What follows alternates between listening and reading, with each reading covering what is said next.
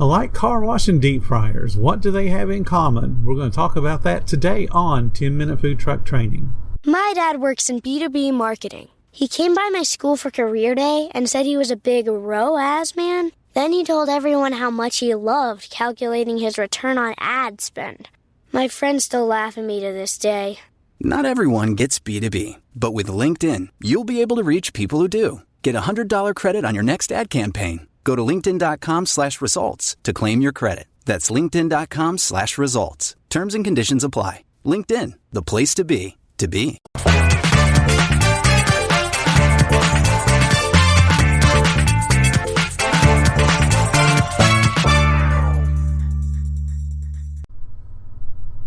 Hi, I'm Bill Moore, the founder of foodtrucktraining.group.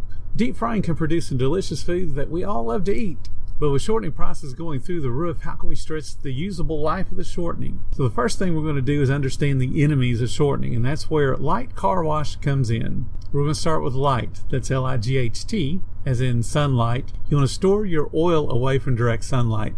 So be aware of how you're parking and where the sunlight may be coming through to where you're storing your oil. If you get oil that comes in a clear container, you want to transfer it into a container that will help to block the sunlight, or store it where it will be in a dark, cool place.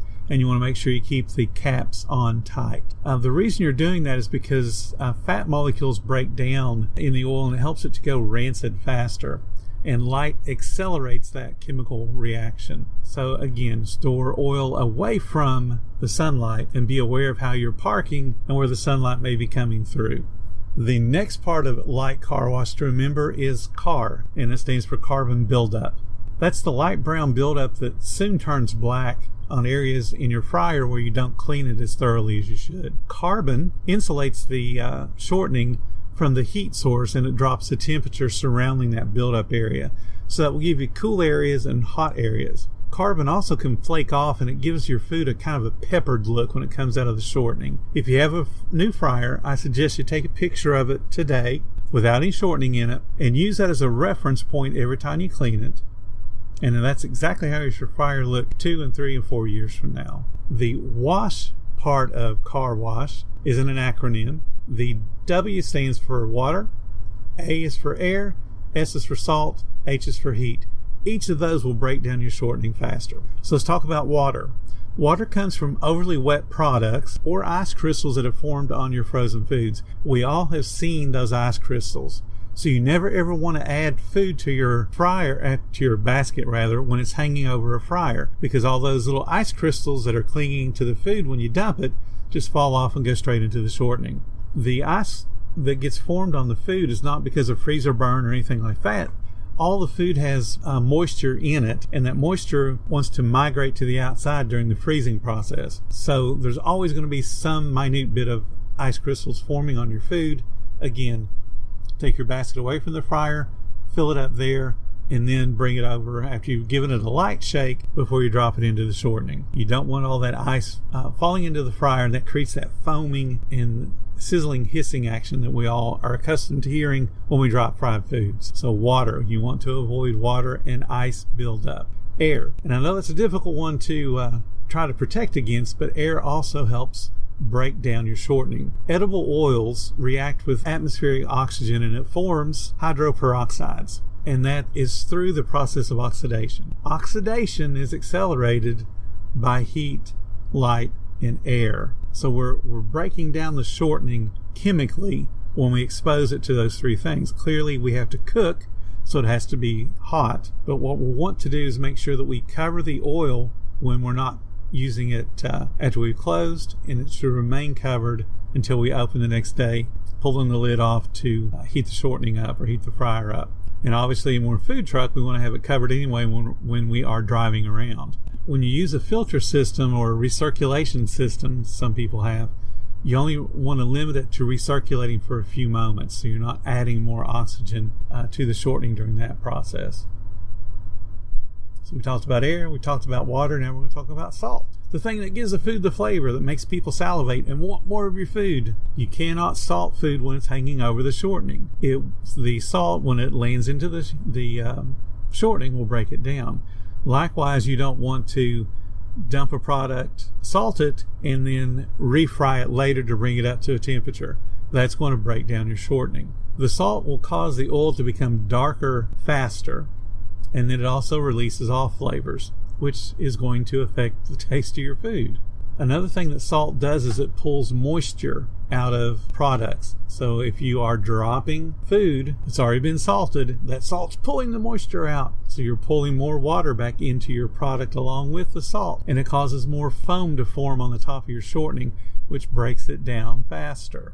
Salt is also an impurity, so salt will lower the smoke point. So if you bought an oil that has a smoke point at 450, salt's going to bring it lower than that. And when you've lowered the smoke point, you've degraded the oil and you've shortened its lifespan. That's just one of those simple things that a lot of food truckers never think about as far as where am I going to dump my fries or any of my fried food, to salt it, to season it, and to let it drain some of the excess shortening off. I've seen too many trucks designed with nowhere to land the fried product when it's done, so the owner just picks it up, shakes it off, and starts dumping shortening or starts dumping salt over it to season it, and the salt goes directly into the fryer. So we talked about water, we talked about air, we talked about salt.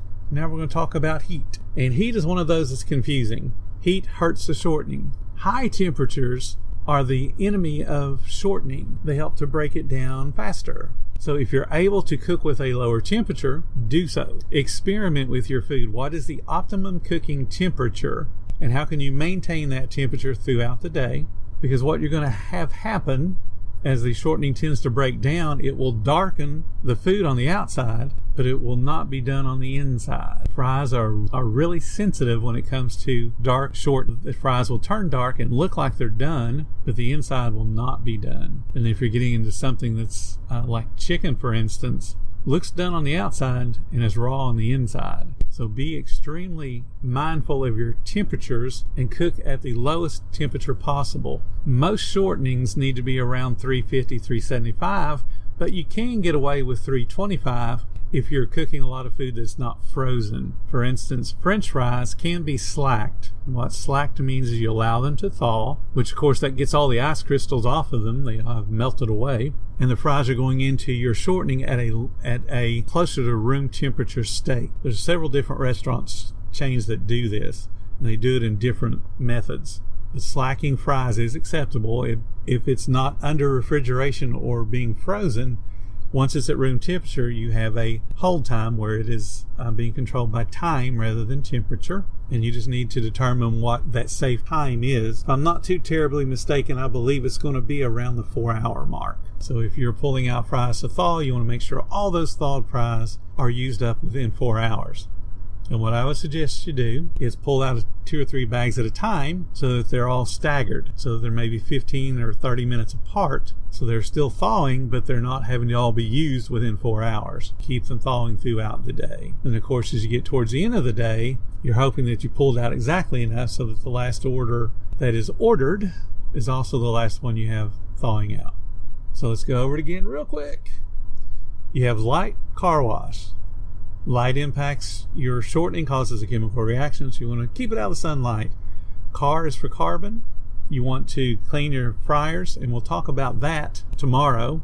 Not only how to maintain the shortening during the day, but how to clean your fryers. And I'm going to have a couple of things there that people recommend on a lot of the groups that are wrong. So get ready to be freaked out tomorrow. So we had light, we had carbon, and then we have wash, which was water, air, salt, and heat, as in excess heat. If you are a business with multiple fryers and have a slow point throughout the day, turn off 1 or 2 of the fryers and allow them to cool off, and then maintain 1 or 2 other fryers to cook all your food in. That will help you until the next rush where you can turn them back on. So there you have it. All the things you need to know about maintaining the life of your shortening, extending the life of your shortening. Tomorrow we're going to talk about filtering. We'll talk about boiling out your fryers. And we'll talk about things you should not do that I see recommended all the time. So you guys have a great day, and I will talk to you tomorrow.